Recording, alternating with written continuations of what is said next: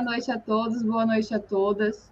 Sejam muito bem-vindos a mais um Bate-Papo IDEG. Eu sou Júlia Molinari, jornalista do IDEG, e recebo com muita honra a senhora embaixadora Maria Celina Rodrigues. Boa noite, embaixadora. Boa noite, Júlia. Um prazer estar aqui com você. E feliz Dia da Mulher, né? Uma grande honra receber a senhora aqui nesse dia tão importante, tão representativo. Hoje eu vi um rapaz na farmácia reclamando que não tinha o Dia dos Homens. Ai, meu Deus! E eu disse, nem isso vocês deixam a gente ter em paz sem ficar com inveja? Ai. Uma gargalhada geral. Sim, é o Dia das Mulheres, para lembrar. Eu outro dia vi uma coisa, disse assim, metade da população do mundo é de mulheres. E a outra metade nasceu delas. Isso, exatamente. Quer dizer, é a perfeita definição da importância da mulher no cenário mundial e no Brasil. E principalmente também, né, a gente vai falar aqui hoje sobre as mulheres na diplomacia brasileira. Então, juntando tudo isso e trazendo, né, o assunto da diplomacia com a embaixadora, eu queria saber a sua época, né, de ingresso na carreira diplomática, como que era a presença feminina na profissão e quais eram suas expectativas enquanto mulheres diplomata. Perdão, repete a última que cortou um pouquinho. Quais eram suas expectativas enquanto mulher e diplomata ingressando na carreira diplomática brasileira? Quando eu entrei, Júlia? Isso tem séculos, entende?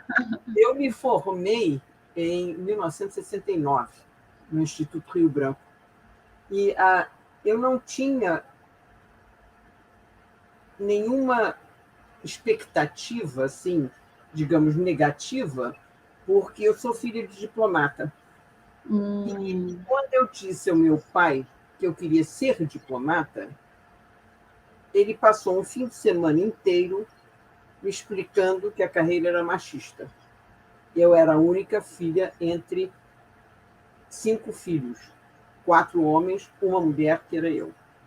E ele passou o fim de semana inteiro me doutrinando, porque, além de tudo, eu imagino que ele tivesse muita dificuldade em aceitar que a única filha fosse estar permanentemente longe dele, a 10 mil quilômetros de distância, entende? Ou a 5 mil, ou a 7 mil, o que fosse, até às vezes mais. Mas o fato é que nessa história toda, ele falou, porque sendo diplomata, ele conhecia o ambiente em que ele vivia. E é curioso, porque ele me disse isso e, enfim, procurou fazer uma lavagem cerebral, mas ele foi professor particular de uma das mulheres que entrou para a carreira, evidentemente, quando reabriram as possibilidades, porque houve um fecha e abre de acessos para as mulheres constante ao longo de um período. E essa, entende, foi procurá-lo para ajudar a, enfim, ensinar idiomas, essas coisas todas, e direito internacional. E papai a incentivou muito para que ela justamente se candidatasse e fosse em frente. Quer dizer, muito curioso, porque a filha ele não queria necessariamente com o mesmo destino. Claro, dói na pele, né? Aquela pimenta nos olhos dos outros não arde. É verdade. É curioso, porque ele ajudou a Sandra a vencer o concurso, quiser passar no concurso, e, para mim, ele procurou criar todo o ambiente. Depois do fim de semana de lavagem cerebral, eu tinha que dar uma resposta. Ele estava esperando e disse, muito bem, e agora? Se eu vou ser diplomata de qualquer maneira. Entende? Ele pegou e disse, está muito bem, você quer ser diplomata, então vamos sentar. Fez um horário de estudo absolutamente intensivão, que era de 8 ao meio-dia, de 2 às 6, e depois de 8 à meia-noite. Entende? Todos os dias. E no fim de semana, sábado e domingo, ele me fazia provas. entende? Quer dizer, é a tal história. Ele fazia provas, ele me ensinava, quer dizer, ele me ensinava redação, português, inglês e francês, sobretudo, entende? Que era a primeira etapa da história toda, entende? O idioma em si eu dominava, mas era redação, dava temas absolutamente incríveis, entende? Então eu tinha, e o fim de semana inteiro era simulacro de prova. Aí, resultado, ele, tirado esse fato, apartado essa ideia de que é uma carreira machista, entende? Que ele fazia questão que eu soubesse quando eu entrei, obviamente eu já fui muito preparada para poder, eventualmente, até me defender, entende? Se fosse o caso. Mas, curiosamente, eu fui talvez um ponto fora da curva, porque eu não tive muitas dificuldades, então, em enfrentar. Ou se as tive, eu também não percebi, porque eu uso para certas coisas antorros, entende? Antiórios que nem cavalo. Eu tenho uma tarefa, eu faço, eu cumpro, entende? Batalha até o fim. Então, e o que o resto do pessoal diz ou pensa ou faz não me fazia moça, entende? E se algum dia eu sofri um episódio qualquer de discriminação, teria que ter sido muito explícita para eu notar, entende? Porque eu realmente fui para a divisão que eu queria. Eu batalhei a minha divisão, fui visitar os chefes, entende? Eu queria para uma divisão da área econômica, entende? E consegui. Eu fui para a divisão de política comercial, que era na Secretaria para Assuntos Econômicos. Quando era para ir para posto, eu queria ir para Bruxelas, e fui para Bruxelas, para missão junto às comunidades europeias.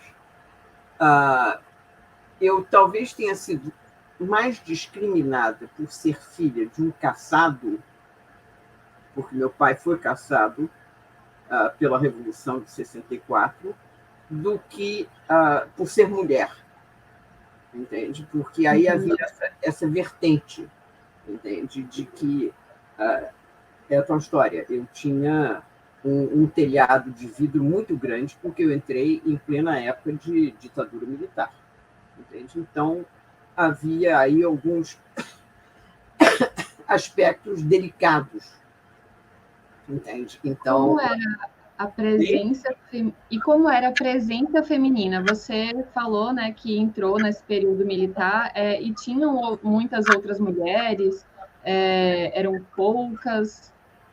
A minha turma era de 50, das quais 5 mulheres, 10% apenas. Entendi. Entende? Quer dizer, é a tal história. Eu fui a única que chegou a embaixadora das 5, porque nós tivemos algumas perdas. 2 faleceram durante a carreira,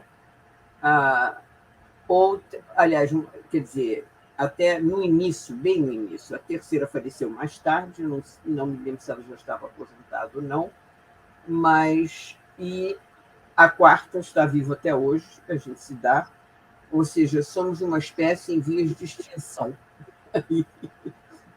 Assim, sobram 2 da nossa turma, então, das 5 que entraram.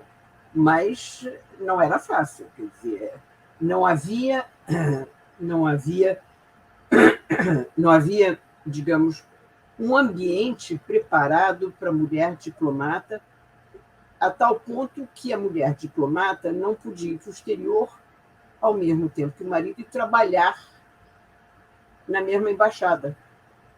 Então, era obrigatório, nem em outra embaixada, quer dizer, a não ser que ela se separasse, ela podia ir, se quisesse, para Santiago, o marido iria para Lima, mas não era a ambição. Mas servir num posto ao mesmo tempo, trabalhar como diplomata no exterior, não existia. Então, você tinha o caso de as mulheres terem que agregar, que é entrar numa licença, que se chamava agregar, e para poder ir para o exterior com o marido. Não podiam trabalhar. Isso criava problemas sérios para as mulheres que o faziam, porque a carreira diplomática tem avaliação e critérios para você poder progredir. Entre esses critérios tem tempo de exterior, entende? Coisa que elas não tinham, evidentemente, na hora em que elas entravam em licença para acompanhar o cônjuge, entende? Então era um negócio problemático. Eu conheci os 2 casais que conseguiram levar, e hoje ela é embaixadora e ele também é, que o outro casal, não me lembro mais qual é o nível que eles estão, mas o fato é que conseguiram levar alternando as agregações. Ela agregava ou ele agregava, quer dizer, eles se alternavam nas remoções para poderem ter tempo de exterior, entende? E poder competir na hora de ser promovido ao nível superior. Então, a coisa criava realmente um ajuste. Olha, a mesquinharia burocrática, eu chamaria, porque era uma falta de visão total, era tão grande que até na questão de seguro de saúde havia problemas. Nós tínhamos um seguro e neste seguro de saúde coletivo, simplesmente os maridos casados com mulheres diplomatas, quando estavam no Brasil, não eram cobertos pelo seguro. As esposas de diplomatas, quando voltavam ao Brasil, estavam cobertas pelo seguro. Partia-se do princípio que o marido, quando voltasse, tinha o seu emprego aqui no Brasil e iria recorrer ao seguro dele. Era curioso, porque eu era casada com um francês, então ele, quando voltava para o Brasil, ele não estava no país dele. Entende? Então, ele não podia estar coberto pelo seguro de saúde, porque não tinha o seguro de saúde para o francês. Entende? Então, ele estava completamente descoberto, e eu descobri isso, para grande surpresa minha. Eu fiz um carnaval, porque naquela época eu era presidente da associação, eu fui a primeira presidente. Então, eu disse, eu vou entrar na justiça. Eu disse à administração da casa, não era só por minha causa, não, é porque todo mundo nessa situação, até oficiais de chancelaria, estavam na mesma situação. E era uma coisa tão curiosa que nós tínhamos um colega que estava nos Estados Unidos, a mulher era americana, trabalhava lá, entende, como intérprete, tudo bem. Ela continuava coberta pelo seguro, estando no país dela de origem. Entende? Mas é a tal história. Os outros cônjuges, entende, não estavam quando voltavam os homens, quando voltassem ao Brasil. Entende? Então, era um negócio assim. Eu disse, bom, tudo bem, é fácil. Cheguei para o chefe da administração e disse, olha, vocês têm até o final do mês para resolver essa questão, porque eu vou entrar na justiça contra vocês. Porque essa discriminação é inaceitável. Entende? E havia uma outra discriminação. Nós recebíamos o que se chamava um auxílio moradia. E, naquela época, o cálculo do auxílio moradia era o seguinte: era o diplomata mais os dependentes que acrescentavam X% a aquele montante inicial. Então, um diplomata homem, casado, com 2 filhos, era contado 3 dependentes. Uma diplomata mulher, casada com 2 filhos, contavam 2 dependentes, só os filhos. O marido não era tido como dependente, estivesse ele na Suíça, estivesse ele fora do contexto dele, de qualquer maneira, não era contado.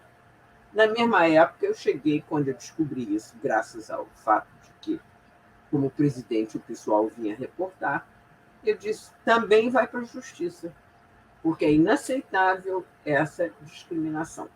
Entende? Quer dizer, e mudaram, quer dizer, é tal história, passaram a considerar. Muito obrigada.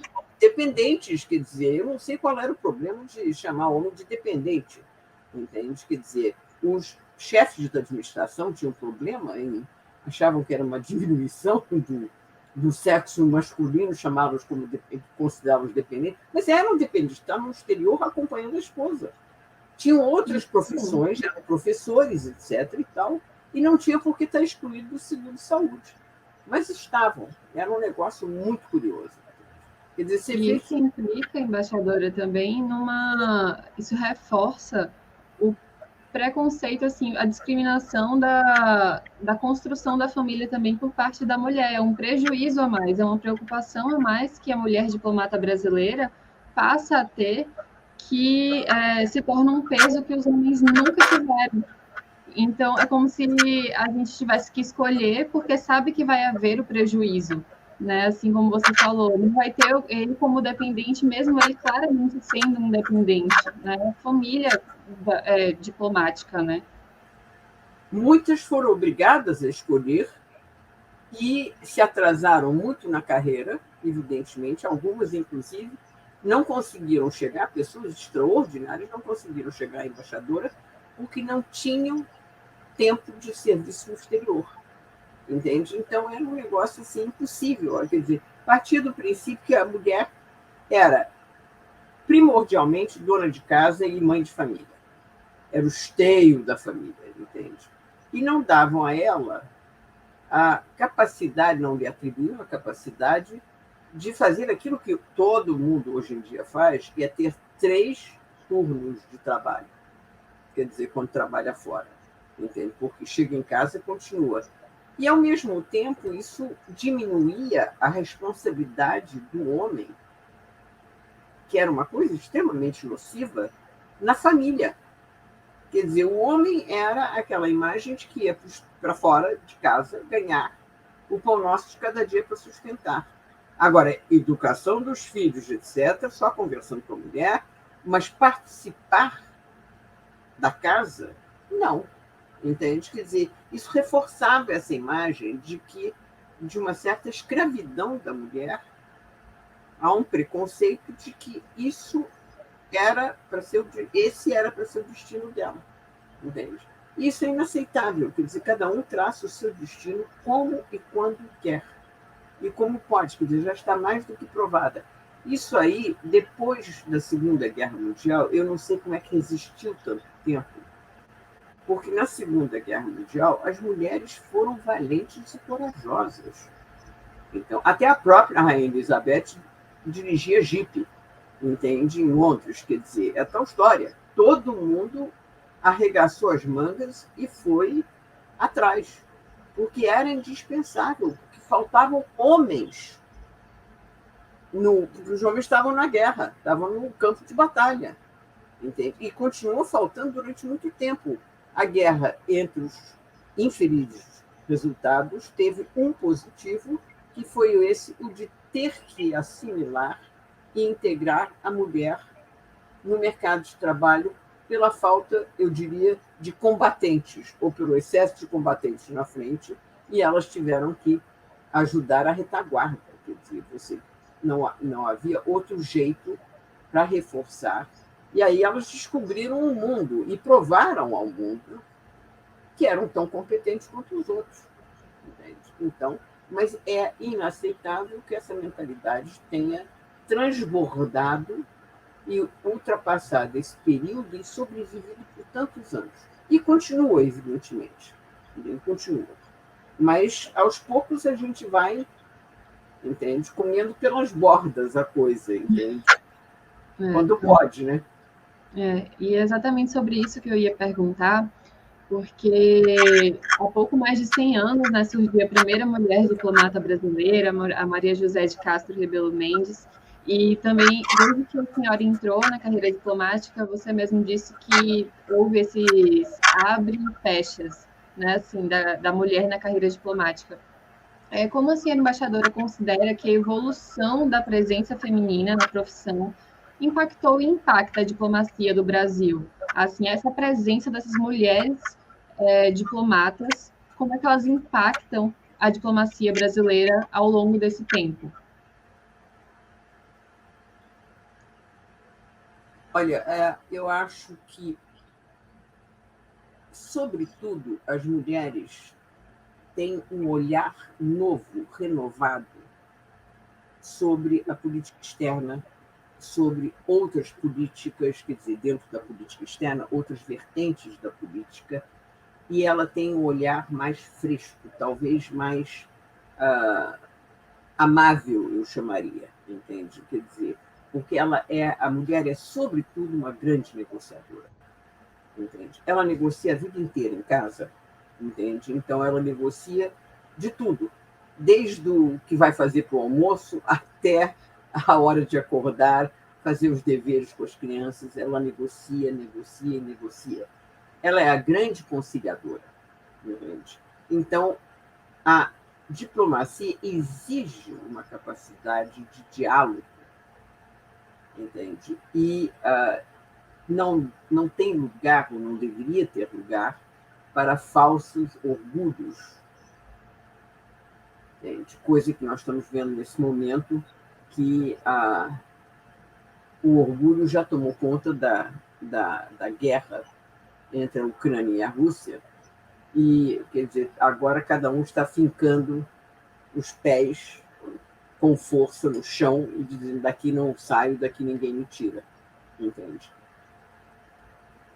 Eu acho que, se fossem duas mulheres, nós teríamos resolvido isso de outra forma, porque a habilidade feminina, entende, evidentemente é indispensável na diplomacia, entende? Esse olhar mais fresco, esse olhar mais compreensível, entende, das pessoas, da sua maneira de ser, tem muito a ver com o fato de que, como mães, elas têm e convivem muito com filhos de temperamentos totalmente diferentes, de uma forma muito mais intensa, até hoje, apesar de tudo, que os maridos, entende? E elas aceitam as diferenças, as divergências dos filhos, porque você tem uma família de 5 filhos, nenhum é parecido com o outro, entende? Quer dizer, realmente é tudo pai e mãe completamente diferentes. Se o problema é genético, não é,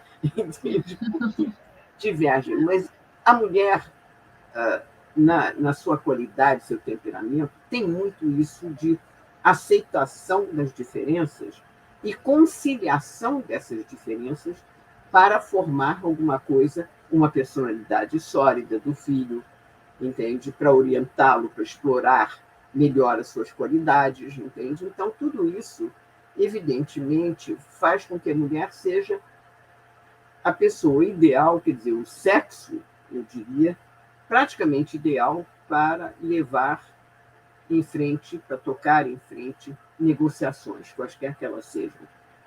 Evidentemente, eu não estou dizendo que são melhores do que os homens, jamais me passaria pela cabeça dizer isso. Elas são diferentes, entende? E nessa diferença, nessa coparticipação em todos os aspectos da vida, é que reside o êxito, entende? Que se pode ter na carreira, que se pode ter na vida. Júlia, Oi. bem-vinda. Essa internet aqui está querendo me prejudicar, sinto muito. Eu notei. Devíamos ter feito um teste com você ontem.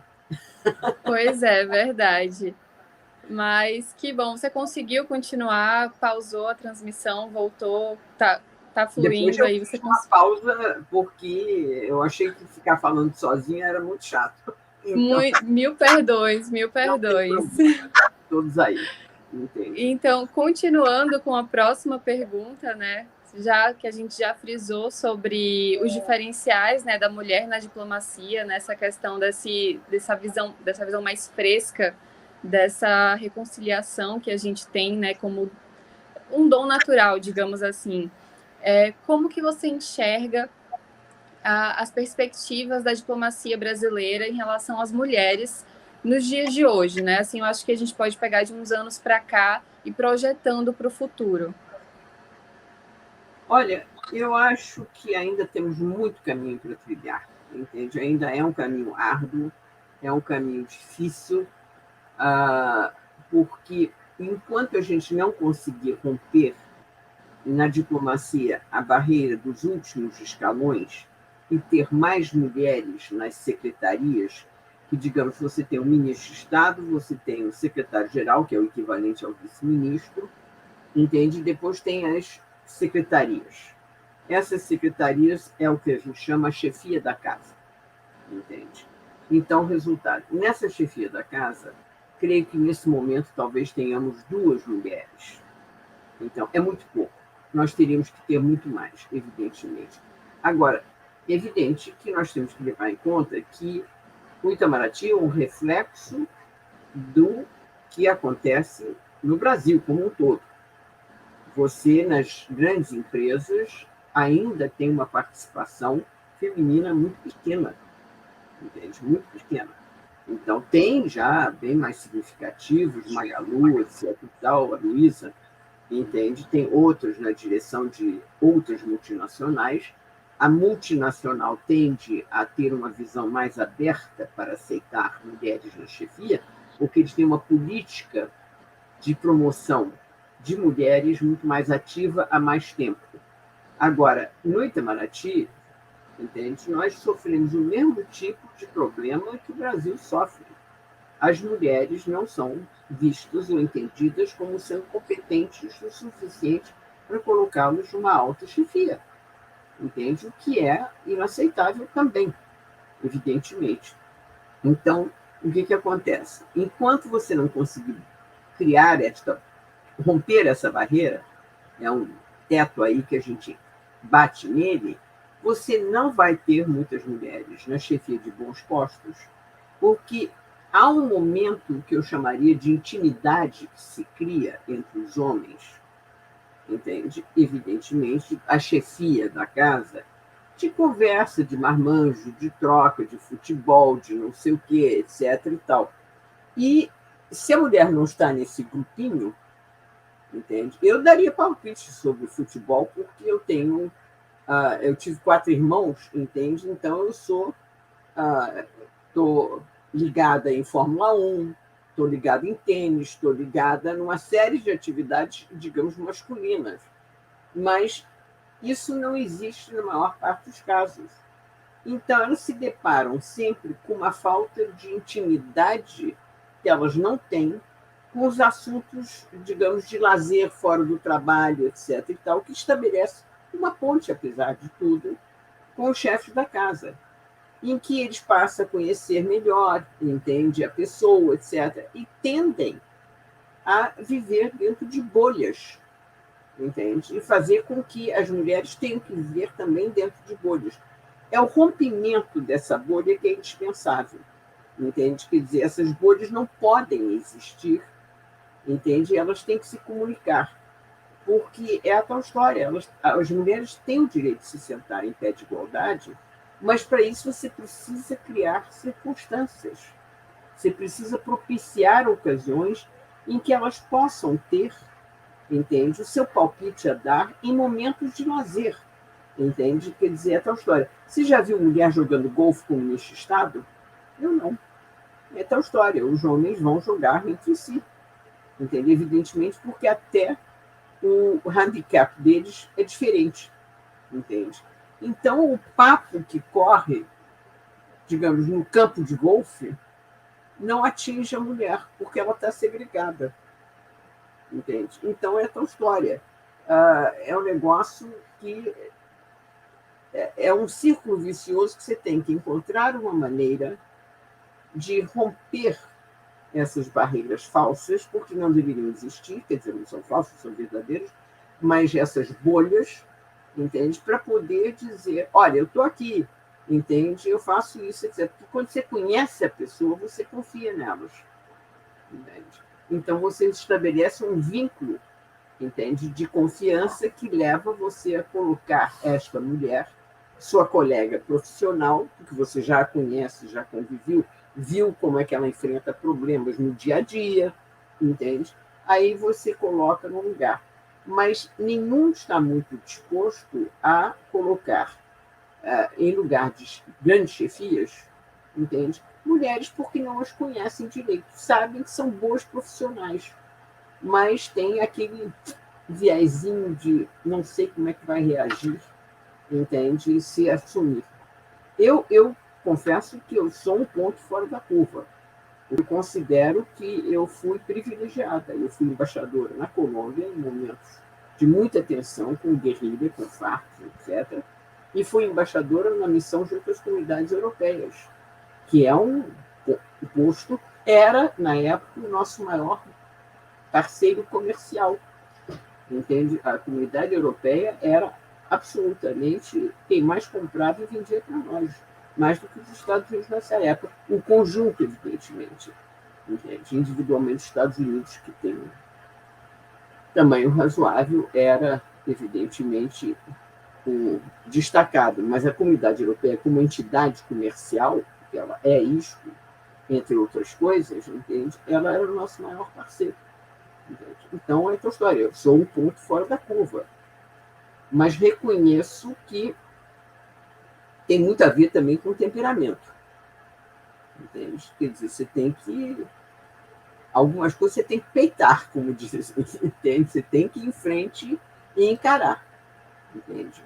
Eu já disse ao ministro, em algumas ocasiões, quando eu era jovem secretária, eu disse assim, ministro, não é o que o senhor está dizendo. Entende? Mas se o senhor quiser colocar essa expressão, estamos trabalhando no discurso dele, use à vontade. O discurso é seu. Entende? Quer dizer, agora isso é desaforo na cabeça de alguns. Mas, para mim, era a tal história. Eu bati pé. Ele não queria mudar, ele achava que eu estava enfraquecendo. Eu disse, não, o que está enfraquecendo é o que o senhor está dizendo. Entende? Então, pronto. Quer dizer, tem muito a ver com o temperamento. Entende? É aquela história também, né? Como se a gente está numa sala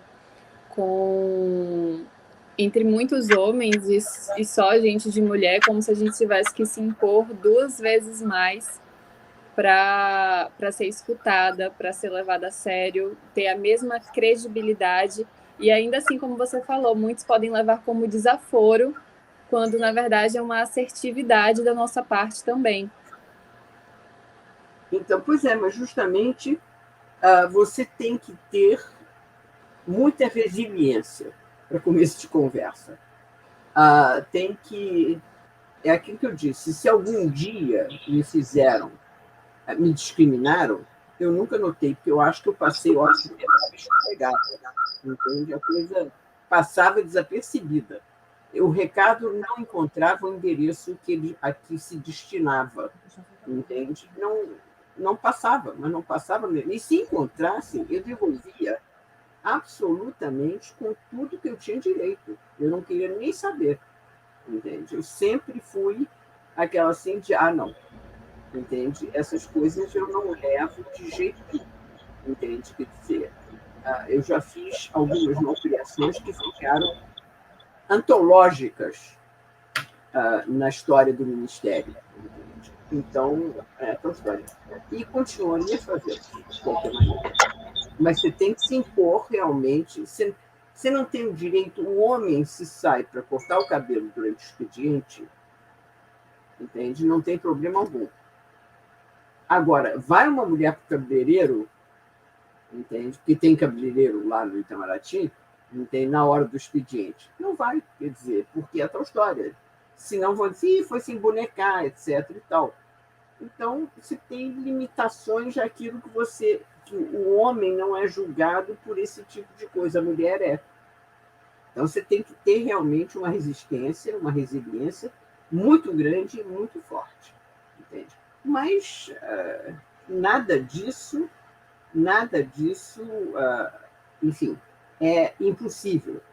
Entende? Nada disso é muito difícil. A gente já sabe como é que é, entende? E vou te contar, eu, de qualquer maneira, não troco a diplomacia com todos os seus percalços, eventualmente, porque eu vou encontrar a mesma coisa do lado de fora. Entende? Eu vou encontrar esse tipo de discriminação na justiça, eu vou encontrar tudo isso em qualquer lugar. Então, é tal história. Para mim, a diplomacia ganha fácil. Entende? Enfrentar por enfrentar, entende? Inclusive porque eu sou uma boa negociadora.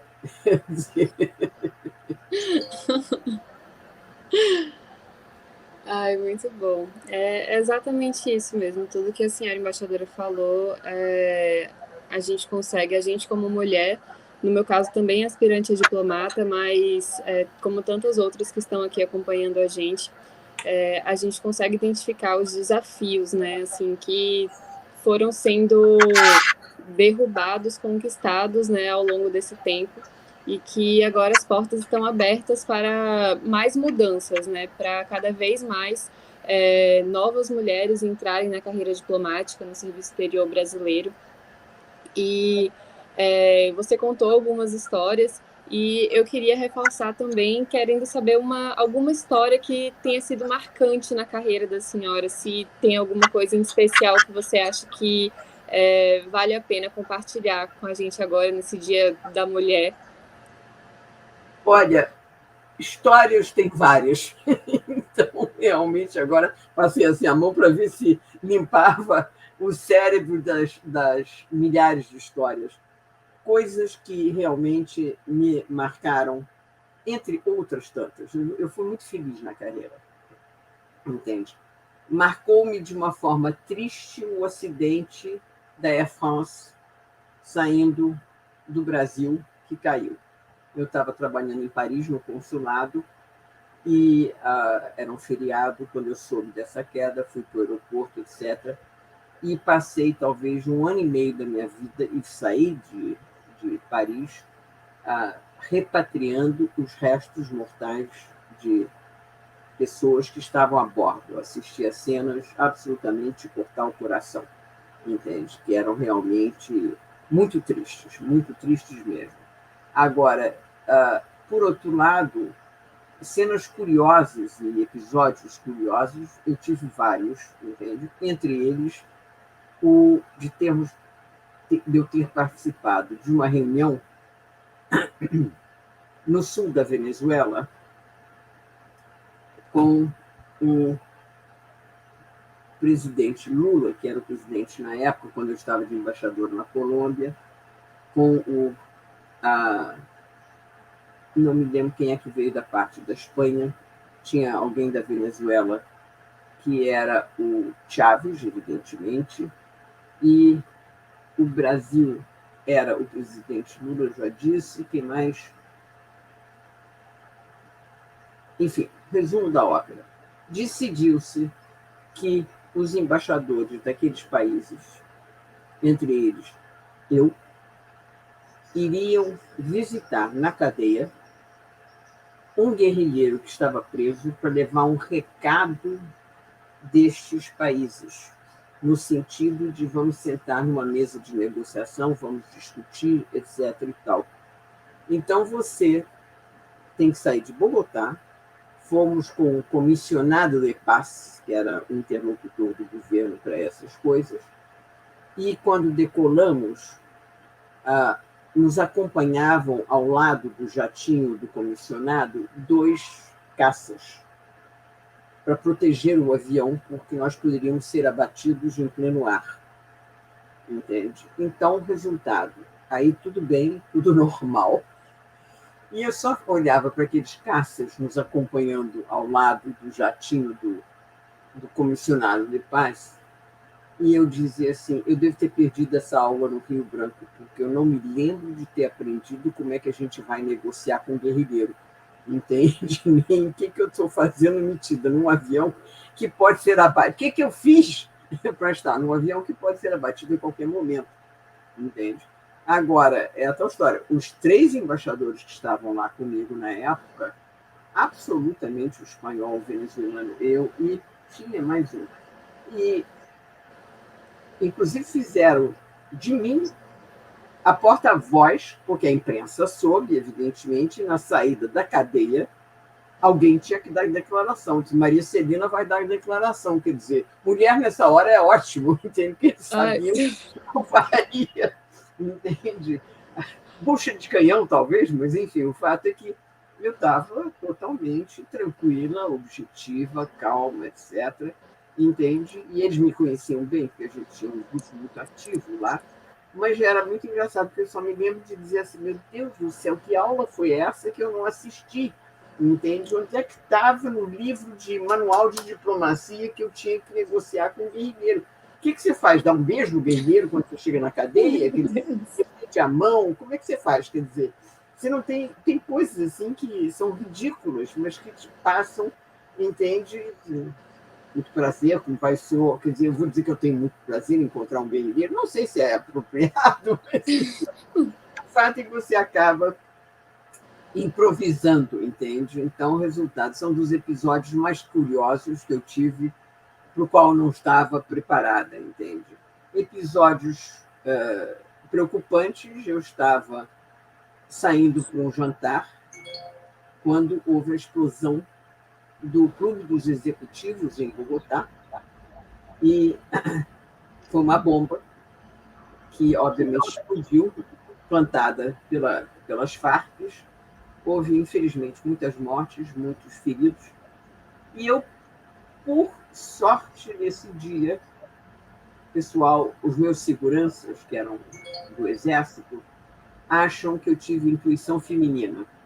Quer dizer, porque eu cheguei de um coquetel e disse, eu vou subir e passar uns 15 minutos conversando com meu marido e descansando antes de encarar o jantar. Entende? Eu disse, mas a senhora vai chegar atrasada. Eu disse, não tem problema, eu vou chegar 15, 20 minutos atrasada, e daí? Eu estou sempre na hora, todo mundo sabe disso.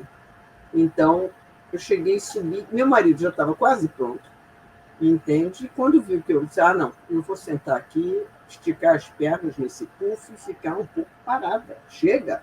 A correria foi enorme. Ele disse, mas que isso, nós vamos chegar atrasados. Eu disse, não faz mal, eu estou sempre a primeira a chegar. Então, e foi talvez realmente a intuição feminina, não sei o que foi, que me ajudou. Porque eu cheguei, ele disse, não, eu vou descer. Entende? Eu vou descer, já estou pronto para sair. Eu disse, não, tudo bem, mas eu vou sentar. Sentei, entende? Sentei. E fiquei e saí a hora que eu disse que eu ia sair, que eram justamente 15 para as 8. Às 7h35, a bomba explodiu. E eu estaria passando em frente se eu tivesse saído na hora que todo mundo queria que eu passasse, que eu saísse de casa, entende? Porque era o meu caminho, entende? Então é tal história. Ou eu tenho um anjo da guarda muito forte, ou a intuição feminina foi maior, entende? Mas eu não acredito nisso, eu acredito que acontecem as coisas quando tem que acontecer, entende? Então o resultado nunca me deu nenhuma preocupação, nem fiquei com medo depois disso, etc. E tal. Eu fui muito ameaçada, entende? Quando eu estive nesse cargo, eu recebia, nessa época, eram faxes, o que seriam os zaps hoje em dia, entende? Me ameaçando a minha vida, ameaçando, dizendo que sabia onde eu morava, etc. E tal. Então havia uma série de preocupações, mas são coisas que a gente guarda, entende? No baú da saudade, porque fazem parte de uma história, entende? Uma história muito bonita que me deixou muito realizada ao longo da minha vida. Entende? Ainda bem que eu não ouvi meu pai, que nunca me disse para não entrar na carreira. Ele sempre disse, eu quero que você entre sabendo o que você vai encontrar. Entende? Então, resultado. Ele nunca me disse não. Ele disse, para ele era muito difícil, mas que não ia ser o contrário. Mas ele queria que eu tivesse certeza daquilo que eu ia enfrentar, entende? Talvez, por sorte, eu enfrentei muito menos, ou não percebi, entende? Eu sou um pouco poliana, entende? Nessa hora, e vejo o que eu quero ver construtivo, positivo.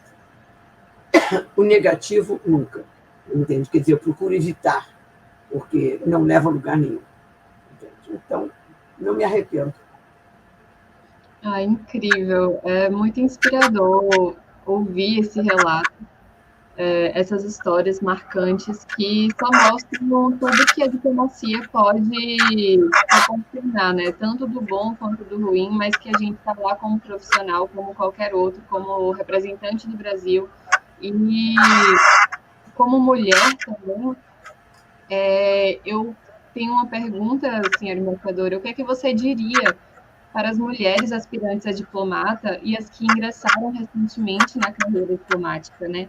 Pode ser um conselho, uma mensagem, um recado. Para as mulheres que aspiram a ser diplomatas, o único que eu posso dizer é o seguinte: vá em frente, entende? É uma carreira que compensa barbaramente, traz muitas alegrias. Eu fui muito feliz. Eu sempre tive a sensação, a impressão de estar, à minha maneira, contribuindo para o progresso do país. E esse era o meu ideal, quer dizer, como servidora pública, que foi um princípio que meu pai me incutiu com grande seriedade, entende que era servir ao Brasil, que era levar o nome do Brasil ao seu maior ponto no que dependesse de mim. E negociar sempre com vantagens, com os objetivos de promover o desenvolvimento econômico, social, cultural do Brasil. Entende? Quer dizer, para mim era uma grande alegria. Eu fui diretor do Departamento Cultural durante um certo período da minha vida, um dos poucos que eu saí da área econômica, e a divulgação do Brasil, da sua cultura, da sua música, entende? Era um negócio que me dava uma alegria enorme, enorme, enorme, enorme. Fizemos programas extraordinários no exterior, levando artistas, etc., para se apresentarem em vários lugares na Europa, etc., então, e nos Estados Unidos. Então, isso aí, para mim, sempre foi. Eu nunca me vi trabalhando, eu trabalhei muito na área econômica, em tarifas para cacau, para café, etc., mas eu nunca me vi trabalhando para o dono da fazenda, o dono do aviário que exportava frangos, etc. Eu via por trás daquele dono os milhares de empregos que aquilo ali criava, entende? E fui a lugares, fui ao Ceará, etc. e tal, a lugares para poder visitar e entender o que a gente estava defendendo. Quer dizer, qual era o setor. Quer dizer, eu mergulhei fundo nessa área. Procurava entender muito, convivia muito com os criadores, os donos de grandes empresas, etc. Então, nisso aí, eu realmente via por trás aqueles avicultores que recebiam da empresa os pintinhos de um dia e cuja tarefa era engordar até um X, entende? Dias. Eles recebiam ração, mas tinham que ter o cuidado, a limpeza, aquela coisa toda, entende? E manter o animal. Então, era um negócio assim, extraordinário. Você vê a participação no final da linha daquele fazendeiro simples que recebia um pintinho e devolvia um frango, digamos, com um mês, porque tinha, dependendo do mercado a que se destinava, entende, peso específico para o frango. Então, em alguns lugares, você deixava, entende, por 20 dias, em outros deixava por um mês, etc. Entende? Eu fiquei estarrecida, por exemplo, quando eu visitei uma das vezes e descobrir que para o mercado árabe você exporta frangos de 1 quilo, 1,5 quilo no máximo. Coisa que, se você tentar passar isso para um brasileiro aqui, ele não aceita. Quer dizer, o frango dele vai ter que ter 2, 2,5, etc. Tá? Um frangaço.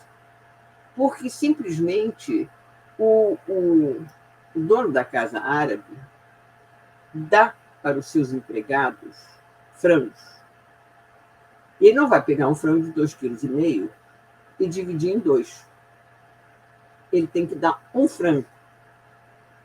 Entende? Então, a maneira de você poder dar um frango é você vender frangos de 1,2 kg, 1,3 kg, e não de 2,5 kg.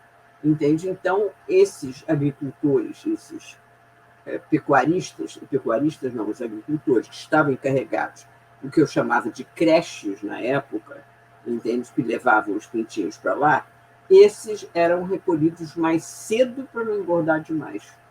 Então, e era para eles que eu trabalhava, para preservar o emprego deles, entende? Quer dizer, a sensação, entende, de estar contribuindo para que as pessoas pudessem trabalhar honradamente, entende, para que o país se desenvolvesse, sempre me foi muito grata, entende? Quer dizer, era uma coisa que acho que eu pude dar o meu quinhão, entende, para o país, entende? Acho que eu pude devolver as imensas alegrias que a carreira me deu. Eu acho também que como você falou, a certeza de que você ia entrar na carreira, independente dos medos do seu pai, como ele falou que queria que você tivesse a certeza do que ia encontrar e ter a certeza de que ia escolher por isso. E poder desfrutar também, né, dessa participação do servir ao brasileiro, ao Brasil, desde o mínimo detalhe, como você falou do tintinho. Então, eu imagino que seja muito gratificante, né, também. Então, eu acho que isso serve, né, esse vai em frente que você falou, né, para as aspirantes a diplomata, eu acredito que também sirvam para as que acabaram de entrar na carreira também, né? De que tenham essa perspectiva positiva, poliana, e ao mesmo tempo seja firme, que tenha o temperamento necessário para poder se impor. Realmente, cada história a gente consegue tirar uma lição, né, para quem aspira à carreira diplomática. Júlio, posso te dizer o seguinte: ontem eu estava ouvindo a reportagem do avião da FAB que estava indo para a Ucrânia, para a Polônia, na verdade, para retirar os brasileiros que estavam lá. E mencionaram que, enfim, além da tripulação, estava sendo acompanhado por uma mulher diplomata. Entende? Então, o resultado foi muito curioso, porque uma das minhas diretoras trabalha, está sendo removida daqui a pouco, na presidência da República. Eu disse, isso tem cara de Ana Paula. Entende? Mulher diplomata, aposto que ela se meteu nisso aí e foi. Entende? Hoje ela me escreveu, daí, de Pernambuco, entende? Me dizendo, olha, embaixadora, eu queria tanto encontrar com a senhora antes de eu viajar, mas não tem sido possível, que eu tenho corrido muito com viagens, etc. e tal. Estou em Pernambuco, a caminho da Polônia, com um avião que vai receber os brasileiros. Eu me voluntariei, então, e estou indo para lá agora. Quer dizer, eu fiquei emocionada porque não foi que ela tivesse sido, pelo contrário, a tendência do Itamaraty seria de protegê-la, entende? Porque a mulher é sexo frágil, então a gente não vai pedir para ela fazer. Mas esse olhar acolhedor para os brasileiros que estão lá, fugindo de uma guerra, largando tudo para trás, as coisas, as casas, etc., entende?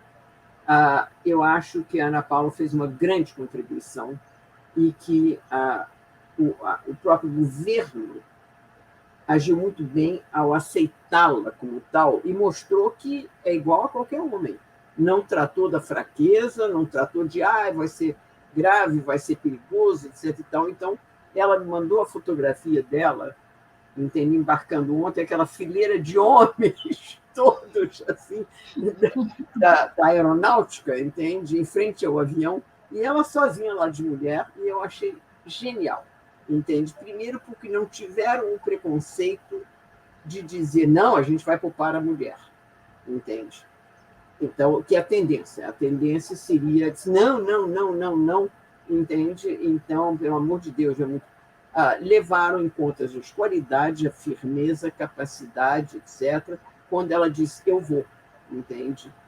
Simplesmente ela disse, estou indo, não tenho o menor problema com isso, entende? Então, fiquei muito feliz com isso. Ou seja, a gente está conseguindo se impor até nisso aí, entende? Porque sabem que a melhor acolhida que esses brasileiros poderiam ter é serem recebidos por uma mulher. Temos que explorar as nossas qualidades também. Exatamente, o que poderia ser visto como uma fraqueza além da gente mostrar que não é uma fraqueza, é pelo contrário, é uma força. É uma Então, força, uma qualidade imensa. Eu te disse, somos exatamente. boas negociadoras. Então, Com inclusive, certeza, esse acolhimento, né, principalmente numa situação tão desafiadora como o que está acontecendo, além dela ter conseguido se impor ao ponto de ser levada como igual diante de tantos homens numa situação tão perigosa, e ainda assim conseguir ser reconhecida pelo acolhimento também, né, que era uma necessidade. A mulher tem esse diferencial, sim. tem. E a gente deve explorar esse diferencial, entende? Deve explorar construtivamente, entende? É a tal história, porque ele é respeitado pelos nossos colegas quando a gente se impõe, entende? Então, eu diria, vão em frente, vão encontrar uma carreira belíssima, entende? Vão saber administrá-la maravilhosamente bem, vai lhes dar muita alegria, entende? Muitas realizações profissionais e pessoais.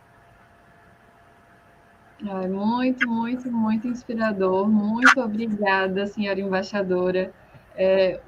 Os comentários, devido à minha instabilidade na internet, eu fui e voltei algumas vezes.